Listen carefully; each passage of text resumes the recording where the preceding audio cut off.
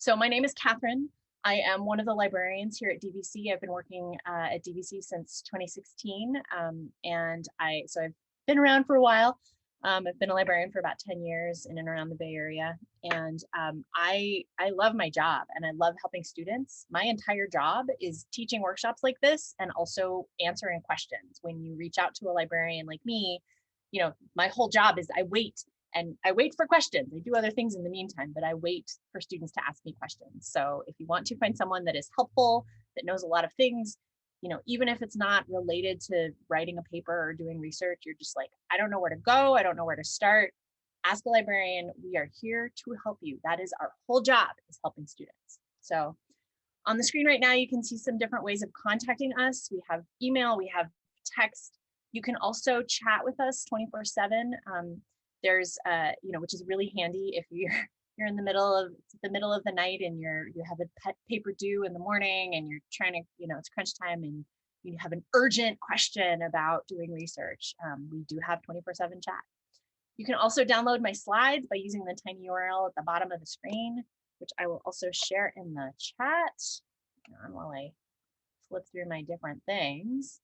If you want to download my slides, I am posting the link in the chat right now, so you can have them for yourself. And what's nice about that is you can click all the links. All the links work. So if you wanted to link back to some of the stuff that I'm about to show you, you have them in my slides. So, this workshop there's kind of two components. The first half, I'm going to talk about the services that the library is offering right now and how you get the things that you need right now, because things are weird, obviously. We don't normally keep students out of the building, but right now we gotta, so for everybody's safety. And then the second half, I'm going to talk a little bit more broadly about how to do research for writing papers, doing presentations. If you have assignments in your classes that want you to pull in outside sources, things beyond your textbook and lecture notes, this is where you are going, this is where this is useful for you. And that's a little bit, so those are the sort of two halves of what we're going to be talking about today. If you remember nothing else about what I am about to show you and talk about, remember this: librarians are here to help you. That is our whole job. That is all we're here for, is helping students. So please reach out, please ask us questions.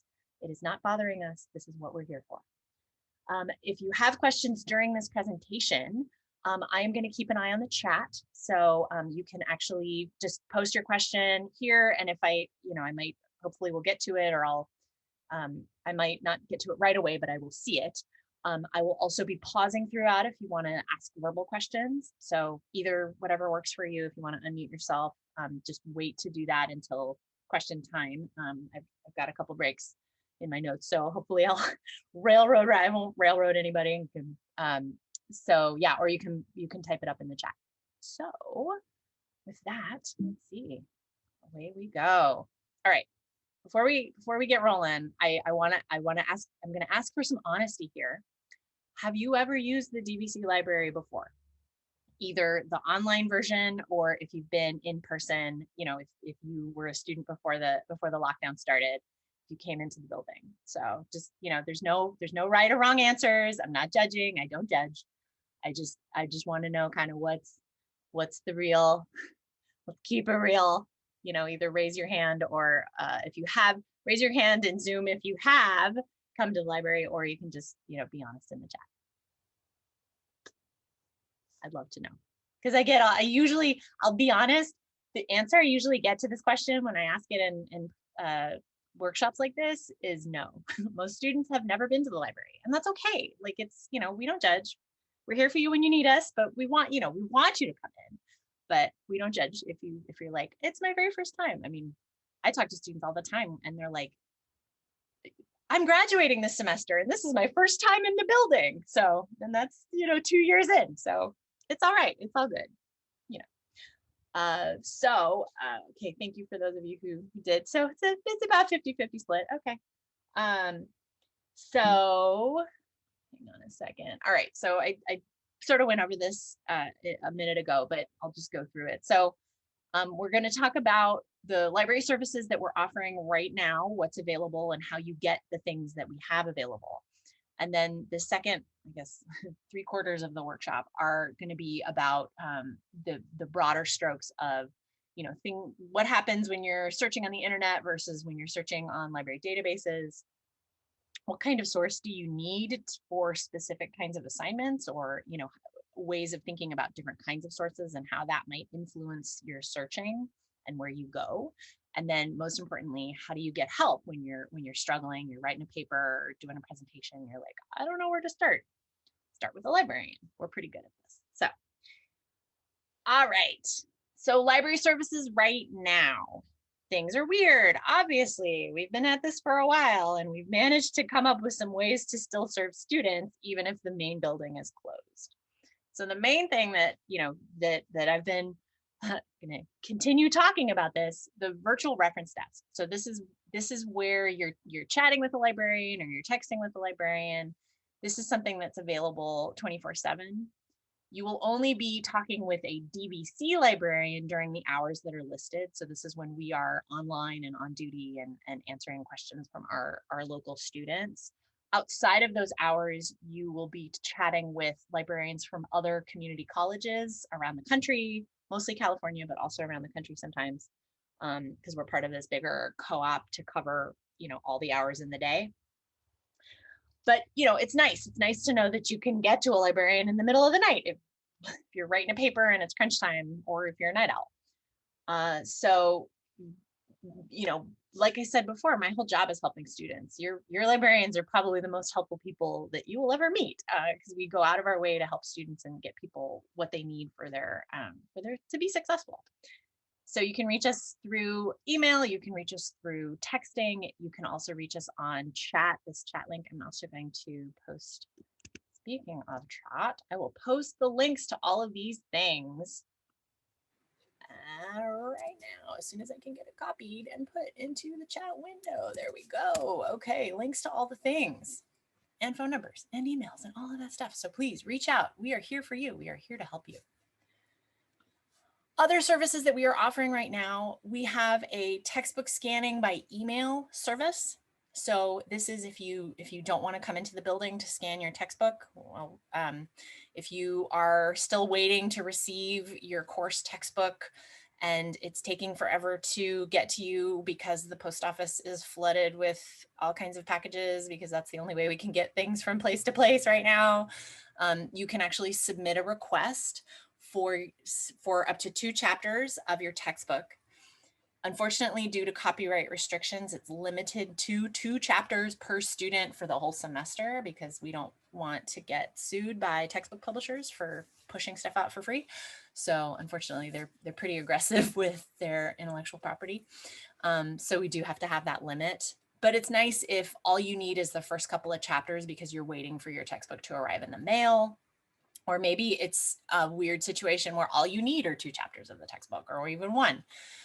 They're pretty quick. They have a pretty quick turnaround during the work week. So if you request today, you may get it by the end of the day, but you might not, because today's Thursday, so you may not get it till Monday, just depending on, they work Monday through Thursday. So, and before you submit your request, I advise you to make sure that we have your book by checking the course reserves in the library catalog. And I can show you, I'll show you how to do that. Actually, I'll show you how to do that right now. So let me flip over to, hang on a second. Let's see. Oops, no, I don't want to do that. Let me see if I can switch to a different tab in my same window. Nope, can't do that. We're going to do it differently. Let's see. Hang on. Okay, library homepage. Let's do like that. All right, so this is the library homepage. So this is the place to start for all of the things that I'm showing you, that I'm talking about right now. We have in this box a link to pretty much all of the services that I'm working my way through right now. This one search box is is the best place to start for any of our things. So whether it's textbooks, whether it's articles, books on the shelf, regular stuff, all of the things are, we have both online and print sources in this one search service. So this is where you would go to look up your textbook and make sure that we have it. So that's the best place to start. So that's the textbook scanning. Now there's another way to get textbooks. If you want to come in person and do the scanning yourself, we will not limit the number of chapters that you can scan because it's on you. So if you do, if you need more than 2 chapters, or if you, need to scan other stuff, or you need to scan from multiple textbooks, this is something that you can do. We have several sort of scanners, photocopiers, different equipment that's available for you to book.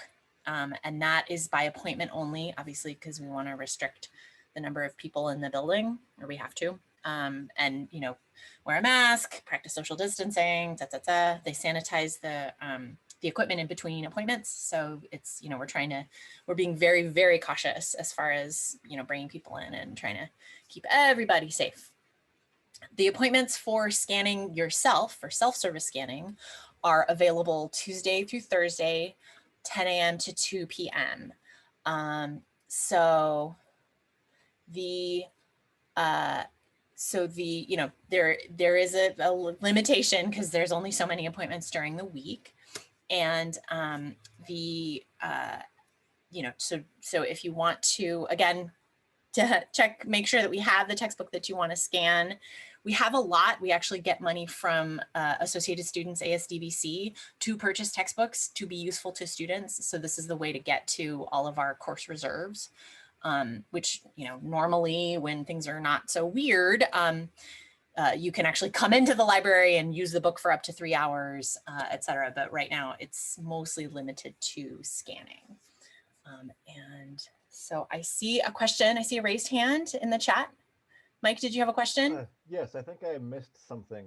Why would we want to scan our own materials? So if you do not own the textbook, if you have not purchased it yet. Oh, so this would be a library book on reserve to scan. Yeah, basically you check out we check the book out to you and you go to scan it. So if you, if like, for instance, the Chem 108 textbook is like $250. I don't blame anybody for not wanting to buy that, or to waiting. Maybe you got to budget it out. So yeah, so this is for scanning our stuff. Okay, it's good to know that we're not down to the 2 chapter maximum like it says online, that we can scan more. Yeah, the two chapter max is for the emailed requests. So if you want us to do the scanning for you, that's limited to 2. If you want to come in yourself and do your own, do the scanning of our books yourself. Does that make sense? Yes. Thank you. Our books, your labor of scanning, you can scan as many as you want, as many as you can in a 45-minute appointment, I should say, which, that's a lot of scanning. So you could, depending on how fast the scanner goes, you could get a lot in there. But yeah, so it's our materials, your actual action of scanning. So hopefully that makes sense. I know it's a little, it's confusing because things are weird. Everything's weird. It's hard to explain. And so that's why we're here doing this workshop, right? So, okay. Thank you for the question. That's good clarification. Okay. So that's textbook appointments. We also, for things that are not textbooks, so the stacks, what we call, in the one search, you'll see a DVC stacks. That means it's a regular book that you can check out for a period of time. Not something that's a textbook, but if you're doing deeper research, if you're researching a topic and it's something that's outside of a textbook, that's, normally I think students think of it kind of like wallpaper, all of the books on the shelves that we have in the library, but no, those are our stacks. Those books are also available. We have a new, this is new this semester. We launched it in October, so it didn't start, we weren't able to get it in place at the beginning of fall. But we have it in place now. We have a contactless book pickup. These are lockers that are actually outside the building, so you can come anytime to pick up these books. And the books that are not, so if they're not part of our course reserves, if when you're looking at it, it says DVC stacks, you can actually check that out for the rest of the semester. And you just need to request it inside the library catalog. I'll show you how to do that right now. And once you get the email from us that says, hey, come pick up your book, there's instructions in the email about, what to put in the the combination on the locker, like which locker to go in and combination, how to unlock it. And you've got your book for the semester. So it's pretty exciting that we have that stuff available, because for most of 2020, they were locked. All of our great books were locked inside of a building that no one could get into. So I want to show you how to, like I said, I was going to show you how, let me switch tabs and show you how to request that stuff. So you'll see my chat popped up right here. I'm not going to ask for help right now, but that's one of the best ways to get your question answered, is that all of the pages on our website have this little clicky chat speech bubble at the bottom, so you can get chatting.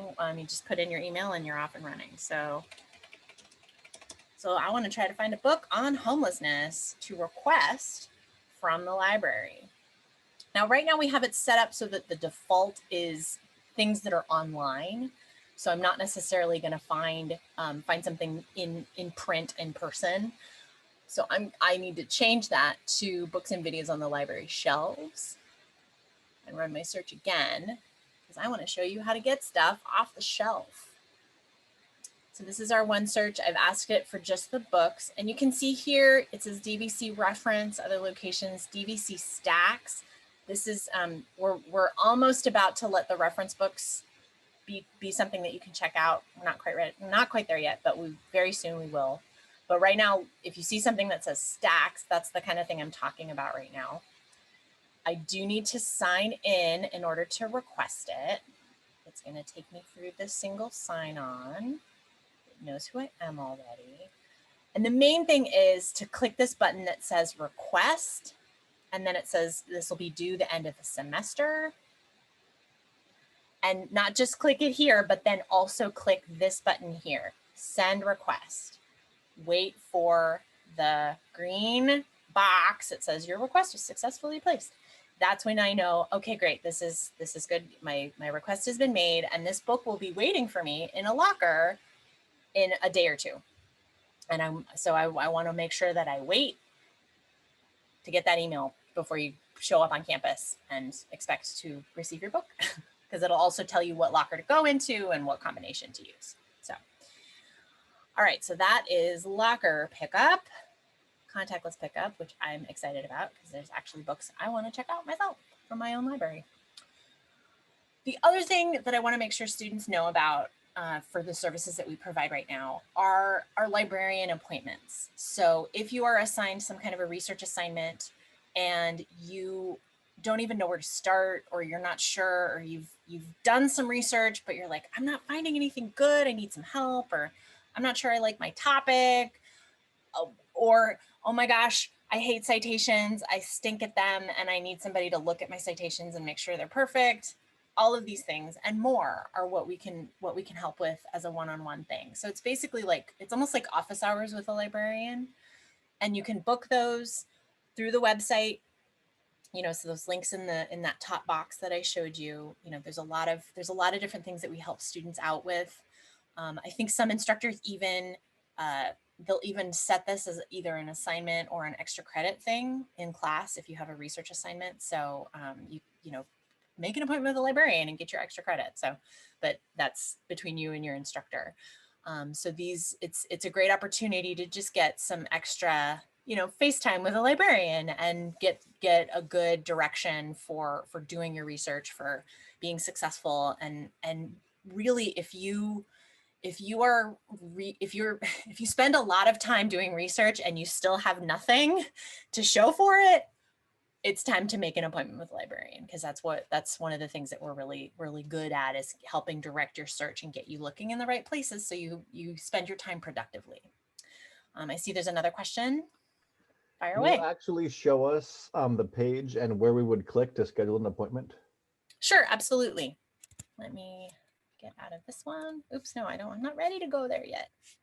Hello. Okay, sorry, my computer is being weird right now. So DVC Library. So the two things that are linked here, there's that 24/7 chat, make an appointment via Zoom, make a one-on-one appointment.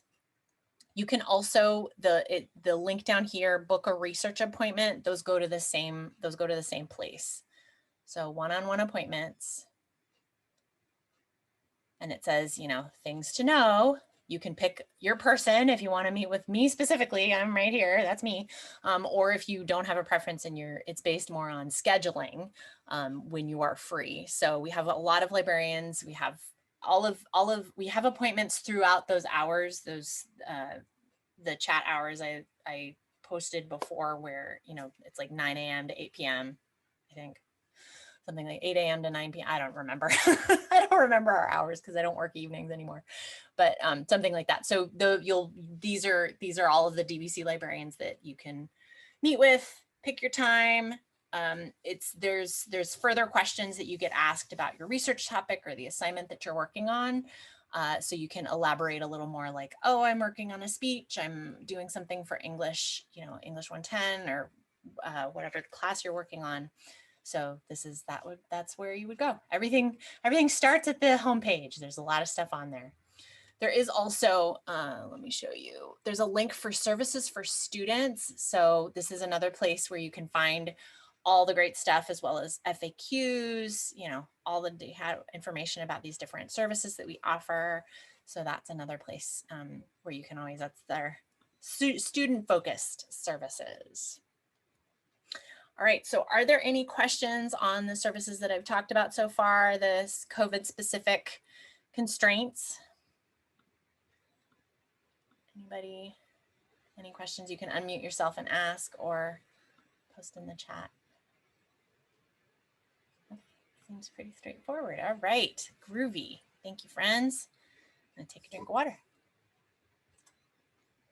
All right, so this is the part where I'm going to go into, you know, a little bit broader strokes, not so much focused on the DVC library piece of it, but now just library research in general, things to keep in mind as you are approaching research assignments, both for this semester and in the future. So there is a difference between when you are Googling something from a search engine versus looking at stuff, getting to stuff through library databases. And I know that this can be a little bit confusing for people because you are using a web browser to look at both of these things. So you use a web browser to Google stuff and you use a web browser to look at things in library databases. But the big difference is that when you're looking in a library database, it asks you to sign in. So you have to get beyond that, you know, username and password portal. You sign in with your Insight portal stuff. And now you have access to a whole different ecosystem of information. Because, and what's happening there is essentially like you have paid for these databases through your student fees. You pay your money to DVC. Some of that comes to the library as a budget. We go out and we purchase access to these databases for you. So if you're out, you know, if you're Googling stuff and you find a research article and then it asks you to pay for it, you shouldn't have to pay for stuff because we have paid for lots of good stuff to support you. So if you're ever, you know, using Google Scholar or even just regular Google and you're like, what, $35 for an article? Ask a librarian, we could probably find it for you. So, you know, or find something that's just as useful that you don't have to pay for because you've already paid for it. You've paid your student fees, you've gotten your financial aid or whatever, however you pay for your stuff. You have access to these things. You don't need to pay for it again. Textbooks are a different thing, but as far as doing, you know, research articles and that kind of thing. But, you know, and at the same time, you use a web browser to access both of these things. So I know that it can be a little confusing. So the things that you know, when you are using a search engine like Google or Bing or Yahoo, when you're searching the open web, things are free usually, unless there's some kind of a paywall that you have to pay for. The content is not necessarily reviewed, so you can find all kinds of stuff, you know, student papers, you can find, you know, nonsense blogs, Facebook posts, like things where people are just sort of, you know, talking out of their ear, like they have no idea what they're talking about. It's also very random. You know, Google presents search results because it's making very educated guesses about what it thinks you want, but maybe it isn't actually what you want. It also changes all the time because, you know, links decay, websites get redesigned, and then the stuff isn't there anymore. It literally disappears. So it's not stable, and, you know, it may not be something that you can rely on to find, you know, accurate, useful information.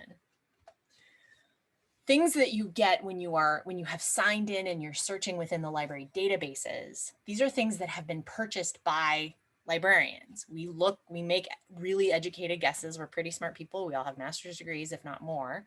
And we make good guesses about what's going to support the kind of learning that happens at DVC. We've selected and made good choices. It's also organized in a way that once you find something that's useful, you can find a lot of other useful things that are similar. And that can, once you have that key, you can unlock the door to all sorts of other wonderful research and things that are related to what you're finding. And it's also fairly stable. Once we have it, we want to keep it. So we try to get access in a way that's perpetual, that we keep having access to it. We don't have to keep, you know, paying every year. So we want things to be, you know, if you found something this year, this semester, it's going to be there next semester, and the one after, and the one after. So we will continue to have access to it. You know, changes do happen, but we try to keep useful things that are being used. We hold on to them as much as we can.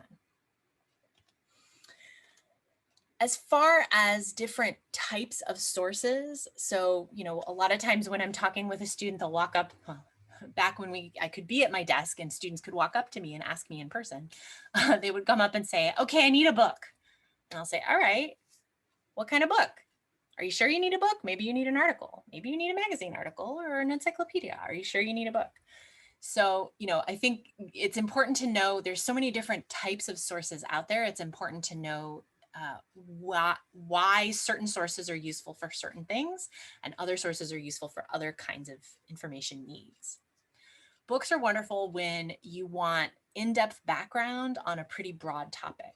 Books have a lot of information in them, so they tend to be on bigger picture topics. You know, you're not going to find information on this specific battle in World War II, a whole book about it. You'll find a chapter in a book about it, or, you know, it's going to be a bigger picture, a broader thing. So if you're looking for a book on a very narrow topic, you may need to widen it out a bit. It's also, books are not so great for very recent events.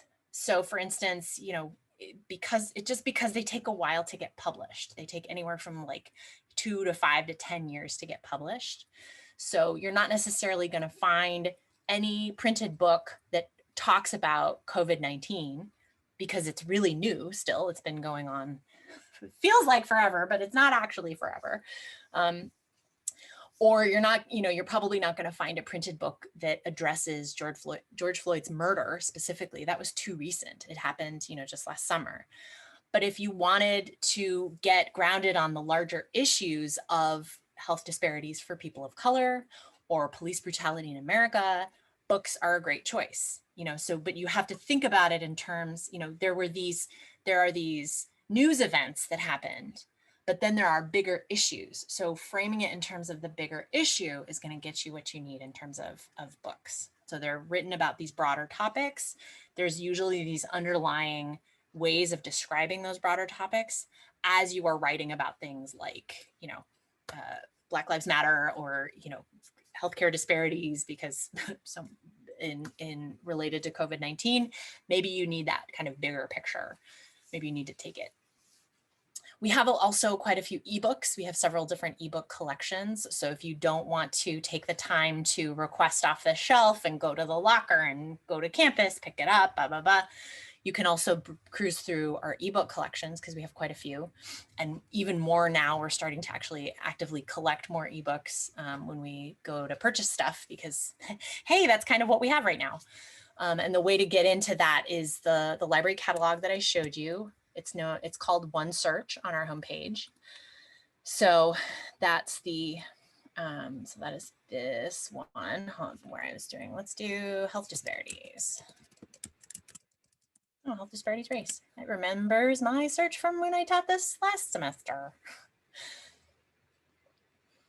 And like I said, it's important to take a look at what's going on right here, because this is defaulting to the stuff that we have online only.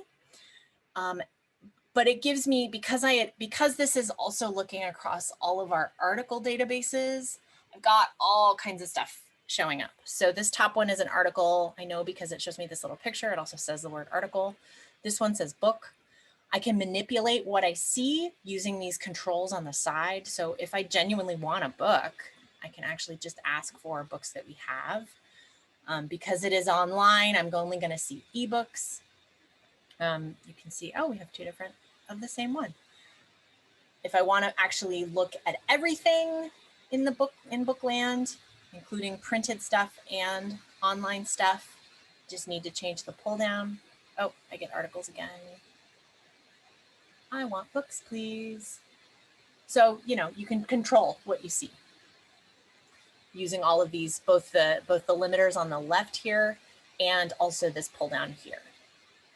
And again, if you're like, I don't know where to start, then you can always chat with the librarian. Boom, there's your chat. So easy. It's right in the catalog. I like it. I like having it there. So let's see, we did that. And we demonstrated the hold earlier, so I don't need to show you that right now. I just want to make sure I don't forget anything. Any questions so far about books, ebooks, or regular books? Printed books, old school? Smell of the printed page? All right. So articles, different kind of information, different kind of package, shorter. We like short. Students like short because it doesn't take as long to read. They're really good for very recent or very narrow topics. So I am totally going to find articles about George Floyd's murder and, you know, the fact that so many more people of color are dying from COVID-19 than white people. Like, yes, absolutely. Totally going to find articles about that because they get published much more quickly. So there's different flavors of articles. There's, you know, things that are published in newspapers, magazines, and scholarly journals. And as you go down that list, each of those items takes longer and longer to publish. So the buckets tend to be smaller and smaller, if that makes sense. And you might need to get a little more sophisticated with how you are searching for them as far as language. Newspaper articles, they get published every day. We have daily newspapers all the time. A lot of times there's a web version of an, you know, LA Times or San Francisco Chronicle, those kinds of name brand newspapers that you'll recognize. But they're also really short because they fit on a printed page, or, you know, they're meant to be these they're like little tweets of information, just little blips. And you may have to read quite a few of them to put the pieces together in your mind. Magazine articles are, they are really nice for kind of like maybe a little bit more of an overview, but not too deep, not too full of scholarly jargon. Those ones can be really nice. So that tends to be, they tend to be written for a more general audience. So you're not going to find words that you have to look up in the dictionary, or, you know, if you're not a healthcare researcher, or, you know, you're not a nursing student, there's not going to be like really high tech language that you're like, I don't understand what that means. Scholarly journals, which are also known as peer-reviewed journals, or peer-reviewed articles, scholarly articles, all of those names are interrelated.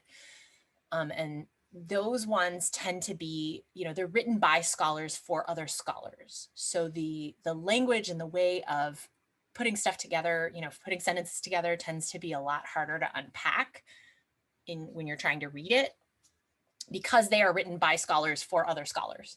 So people who are experts tend to talk very specifically with other experts when, you know, when it's like, oh, you're also, oh, we have colleagues where we can use all this fancy high-tech language and each of us understands mutually. So if you find these articles and you don't even really understand what the title is trying to say, it's probably a scholarly article. So, you know, some instructors require that. when you're, when you're doing a college level writing assignment. So if you are finding that, you just be prepared that it might take a while to unpack it as you're reading, like, what did that mean? I'm not sure. Okay. So there's different flavors, different flavors of articles to meet different needs. And most of our articles live in the library databases, which this is, you can get to this both from the link I just showed you, as well as on the library homepage, A to Z list of databases. So this page, this is sort of like the thing, if you go to a shopping mall and there's that thing that shows the map that shows all of the stores in the mall, as well as like, oh, these are the shoe stores, and these are the restaurants, and these are the jewelry stores, and these are the clothing stores, department stores, da, da, da. This is that page, essentially. That's what this is. This is a list of all of the databases that we have available, as well as descriptions of why they are useful. There's also these little icons that can help you kind of make good decisions about what, what you want to see or what you want to try to find.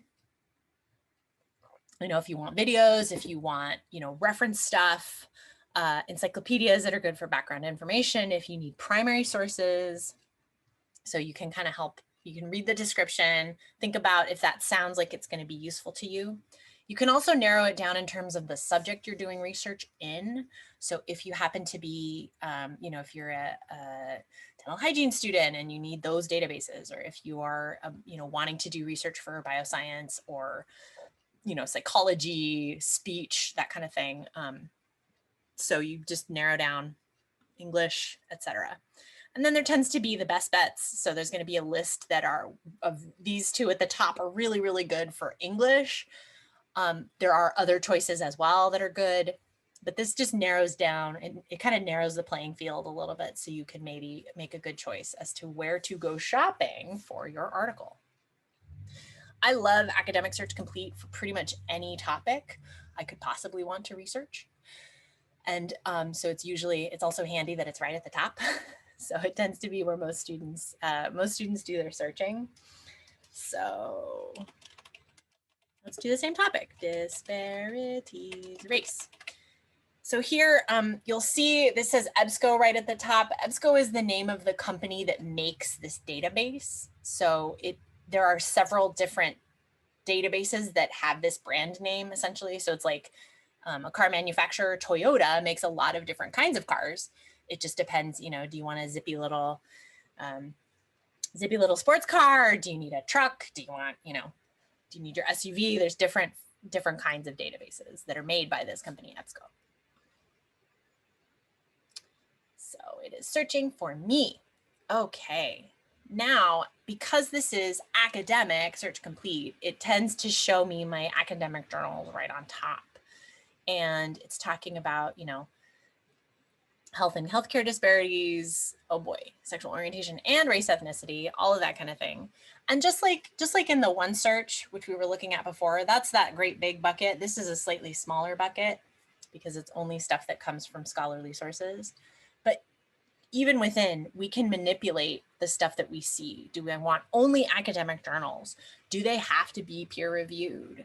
Do I want to see magazines instead or newspapers, that kind of thing?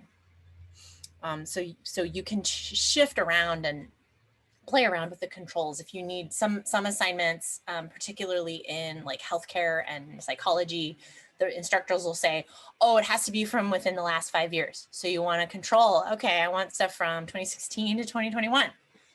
That's the last 5 years. So then that narrows down what the kinds of things that you are looking at. So, you can control what you see. If you are overwhelmed, I mean, you're much more likely to have too much than not enough as far as library information, because we have a lot of stuff.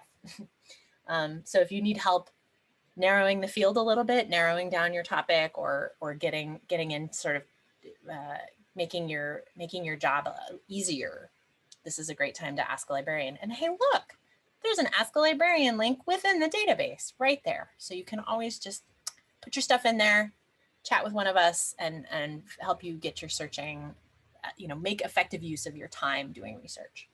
that's what that's really what we help with. We help you use your time more effectively. So don't spend 2 hours looking for something unsuccessfully. Ask a librarian first. Don't waste that time. All right, so are there other questions about articles, about databases? Any verbal questions or yes. in the chat? Yeah, I'm ready. Is it necessary to search for individual databases before we search for content, or can we search for a topic across multiple databases to find an article? So that's a great question. Thank you. Yeah, so I should have explained this a little bit more a little bit better. When you search in OneSearch, which is the one that's on our homepage, that's the big box on our homepage, you are searching across almost all of the buckets. So it's about 85% of our entire content is available through here, through this OneSearch box. If, for example, like if someone was asking about a psychology research assignment, I would say, oh yeah, don't use OneSearch, use the psychology databases that we have.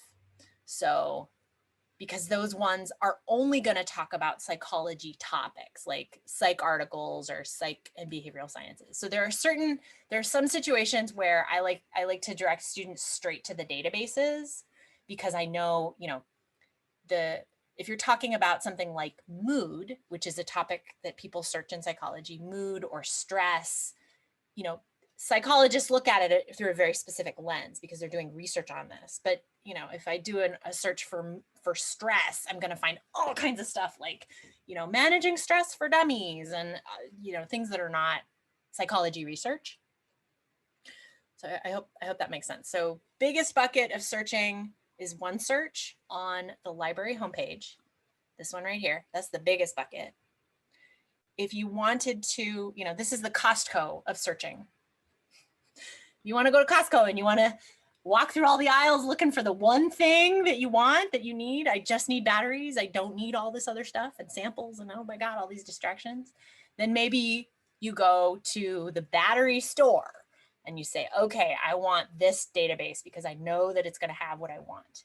But, if you want to go to Costco, go to Costco. If you want to go to the battery store, go to the battery store. Like, it just depends on, take a minute to think about, or take a moment to think about what it is that you are hoping to find and where you think that might be easiest to find in our databases. And if you are not sure, ask one of us. We know, I know mostly what all these databases have. I'm pretty good at this. I've been doing it for a while. So this is a great time to bring in an expert and say, okay, I'm not really sure. Should I use OneSearch or should I use is there something that's better for specific topics and for specific needs? You helped me refine my question.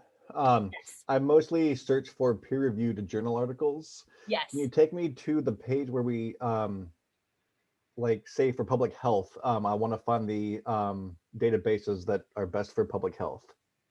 So we have, so for public health, let's see what we have in. Maybe health sciences. Health sciences, yeah, that's where I was going to go.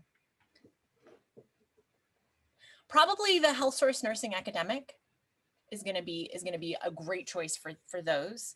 There will be some overlap between Health Source, Nursing Academic, and Academic Search Complete. There will be kind of a Venn diagram of journals across the two, but if you want things that are specific to healthcare fields, this is going to be a great bet.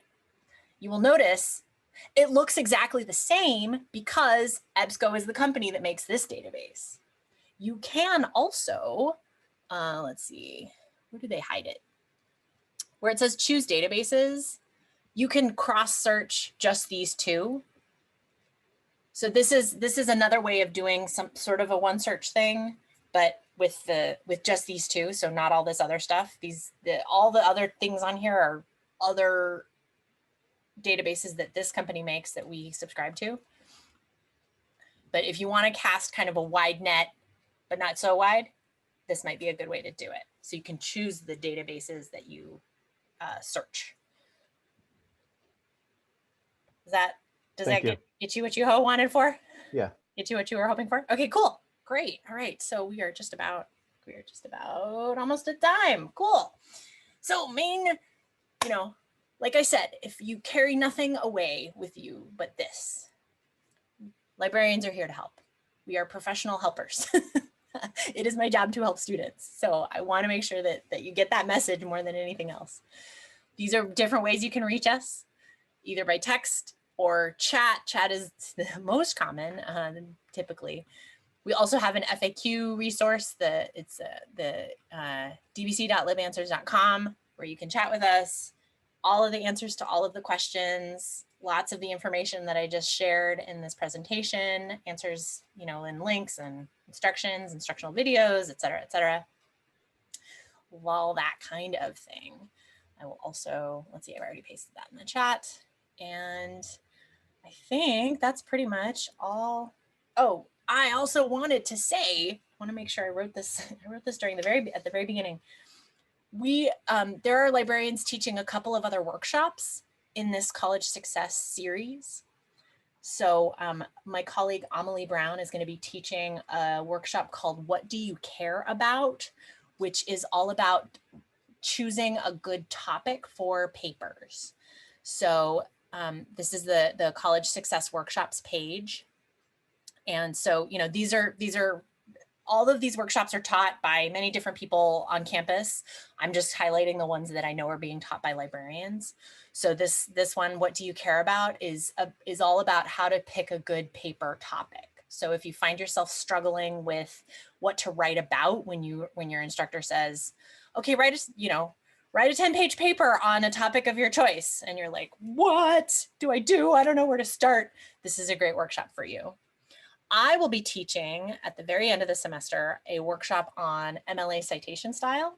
So if you are instructed to write a paper in MLA citation style and you go, wait, what? Say again? That is what I will be teaching that on April 22nd.